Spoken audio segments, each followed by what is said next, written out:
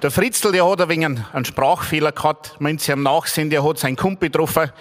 Und dann hat dann halt, haben sie sich ein wenig so unterhalten. Und dann sagt sein Kumpel, Mensch, Fritzl, weißt, eigentlich geht's mir ganz gut, aber ich hab Wanzen daheim, ich bring den immer raus. Weißt du nicht was für mich? Na ja, hat der Fritzl gesagt, so, ich hab da so eine Wanzen-Tinktur.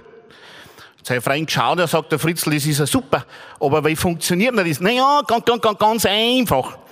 Da fangst du jetzt mit den 2 Fingern, fangst die Wanzen und dann nimmst die Wanzen-Tinktur und tust dir einen Tropfen genau ins Auge rein.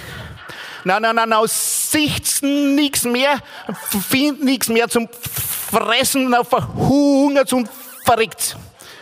Jetzt hat sein Kumpel geschaut und sagt, aber Fritzl, ja, wenn ich doch die Wanzen schon zwischen die Finger habe, dann kann ich es doch einfach zusammendrücken. Ja, so geht's auch.